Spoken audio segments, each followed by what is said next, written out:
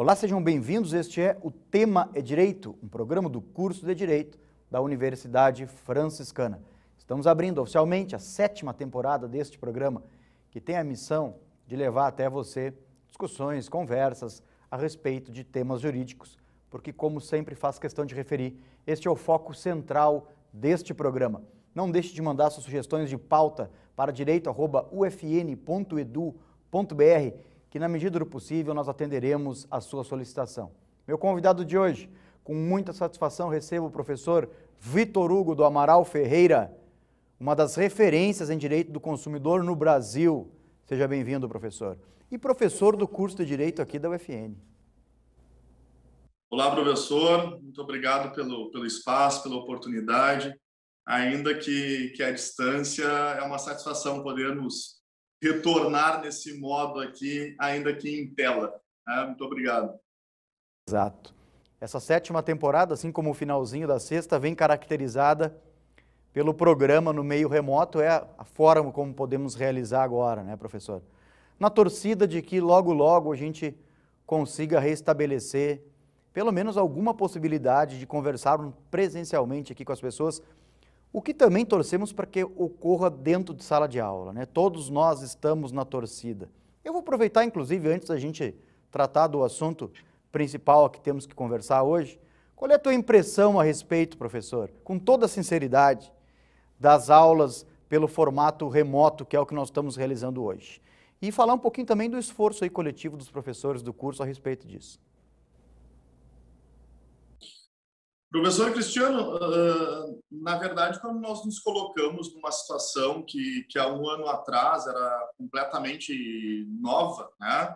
Porque ainda que nós já falássemos num espaço de aprendizado por meio de tela, já era uma realidade o ensino à distância, isso não era o nosso modelo, né?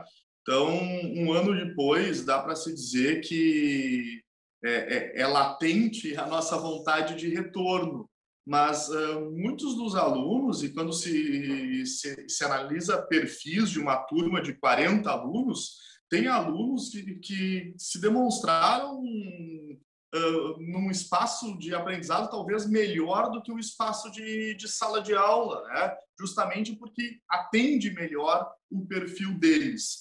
Então, um ano depois, já no 4º semestre de análise desse formato, é importante reconhecer que não é a realidade que nós queríamos, mas nós temos ganhos, temos pontos positivos, né? Tem alunos que se revelam numa aula presencial e tem alunos que se revelam nesse modo online.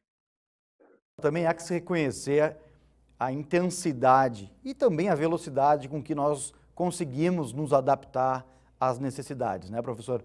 Fica aí o registro e o agradecimento, inclusive, a todos os professores do curso de Direito da UFN, que, em conjunto, a própria universidade conseguiu dar conta a essa nova modalidade. Professor, eu estou lhe comentando sobre isso e querendo lhe ouvir sobre isso, porque sei também que o senhor trabalha com disciplina de característica extensionista, que é o direito do consumidor. Essa disciplina, para explicar um pouco melhor para quem nos assiste, é uma disciplina que, pela forma como ela está estruturada no curso de Direito, ela viabiliza uma troca, um processo de troca mais intenso com a comunidade.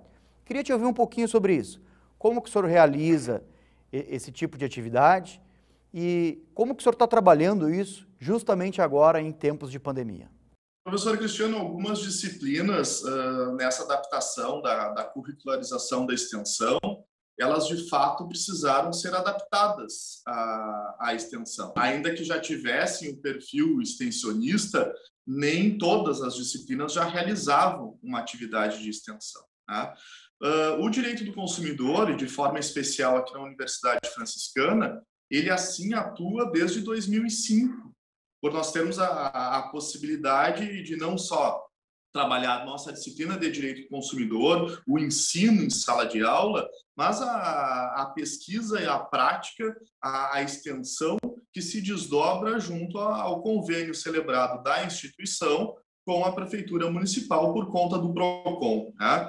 E é importante reforçar que não é um posto de atendimento, não é uma extensão do PROCON de Santa Maria, é o próprio órgão de defesa e proteção do consumidor que fica sediado, fica localizado dentro da instituição. Então, todas as demandas que envolvem as relações de consumo em todas as suas ordens, elas são atendidas pelos nossos alunos. Os pareceres são redigidos pelos nossos alunos, o encaminhamento de cartório, a realização de audiências. Então, todo esse espaço de extensão ele já acontecia. Tá? O que exigiu um desdobramento depois da curricularização da extensão e da adequação dos alunos matriculados, porque até então os alunos participavam via edital, né? Então eles poderiam participar dessa ação de extensão, desse projeto de extensão ou não. Agora, com a obrigação de que todos os alunos matriculados participem da atividade de extensão, foi feito, e assim eu tenho trabalhado, o tema central é educação para o consumo. Nesses últimos anos se trabalhou a questão do endividamento dos consumidores, a questão de clareamento das ideias sobre questões alimentares de juro, de crédito, pagamento de parcela mínima, né? E fica, de certa forma, professor, muito tranquilo trabalhar a extensão em consumidor, porque o consumidor atinge todos nós, né? Atinge você, atinge a mim, atinge quem está nos escutando e atinge também os nossos alunos. A pandemia nos trouxe alguns desafios e uma nova realidade para trabalhar a extensão, né? Porque nós não temos mais o atendimento presencial, né? Como era antigamente. Nós precisamos adaptar algumas situações, mas como o nosso espaço agora é esse espaço virtual, a extensão em direito do consumidor, além do funcionamento do PROCON, com o agendamento dos atendimentos, nós migramos para as redes sociais, né? E hoje nós temos a turma de consumidor, tem uma página, tem um perfil no Instagram, que é @educomufn, né? Justamente para trabalhar essa questão de educação para o consumo. E lá tem materiais diversos, né? Os alunos estão trabalhando questões sobre internet das coisas, o superendividamento dos consumidores, a questão que é recente, é um assunto bem pertinente, que é o fashion law, ou o direito da moda, que envolve direito do consumidor, direito do trabalho, direito tributário, né?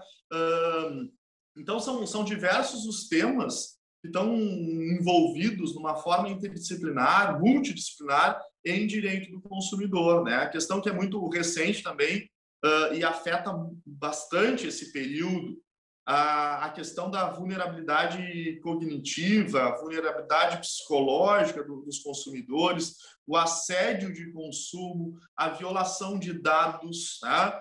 Trabalhar a LGPD nunca foi tão próximo ao direito do consumidor. Estudos já apontam que aonde há violação de dados, em 90%, essa demanda se dá numa origem de uma relação de consumo, né? São do uso de plataformas digitais, o uso de preenchimento de dados para aquisição de produto. Agora que nós estamos em casa, nós utilizamos muito mais desses aplicativos. E nós estamos muito mais sujeitos também à violação dos nossos dados.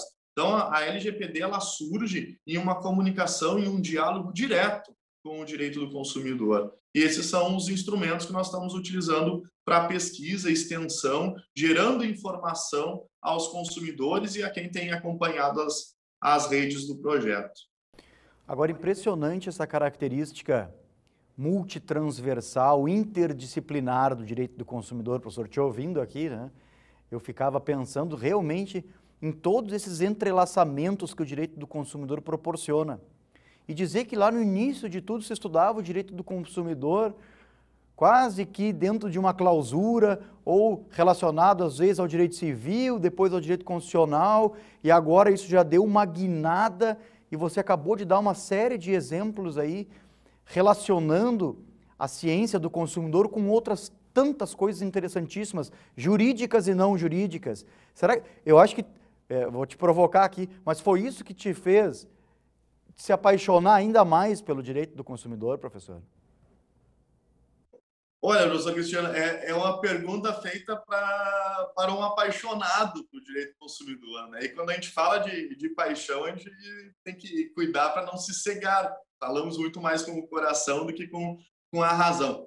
Mas o direito do consumidor, de fato, quando eu comecei a licionar essa disciplina, o meu envolvimento era extremamente jurídico, né?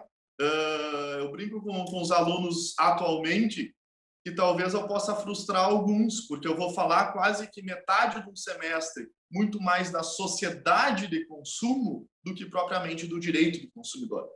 Porque o direito do consumidor é uma norma, né? O direito do consumidor é um amontoado de artigos, é um código, mas fazer a leitura daqueles artigos, entendendo que ali tem economia, que ali tem uma questão de função social, mas essa função social envolve o mercado que passa a ser regulado diante de uma economia que se defende a ideia da liberdade econômica. Essa liberdade é para quem? Essa liberdade ela é atingida a qual custo aos direitos dos consumidores, né, consagrados aí há 30 anos. Então, todas essas questões que envolvem o direito do consumidor, de fato, deixam ele cada vez mais apaixonante.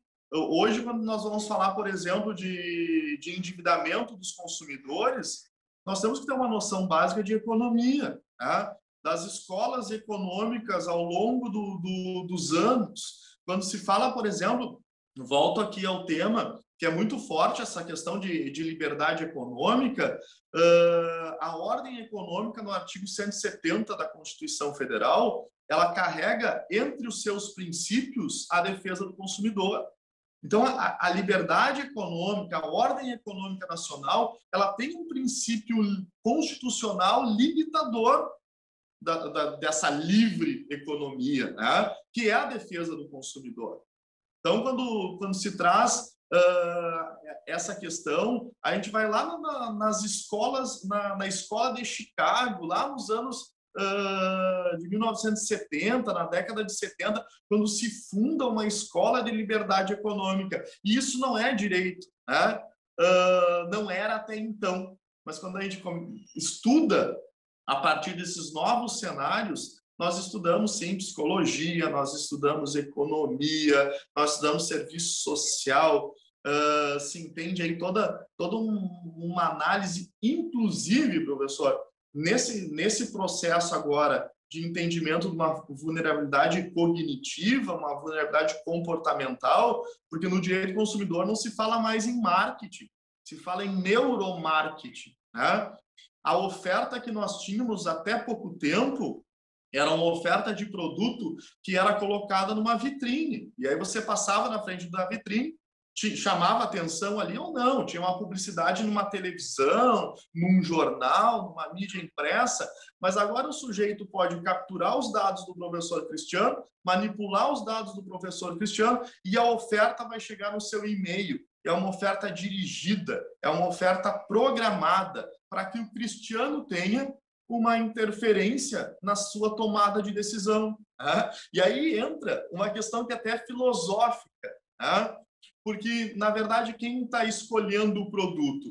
É o professor Cristiano que escolhe o produto ou o produto já chega escolhido para o professor Cristiano? Né?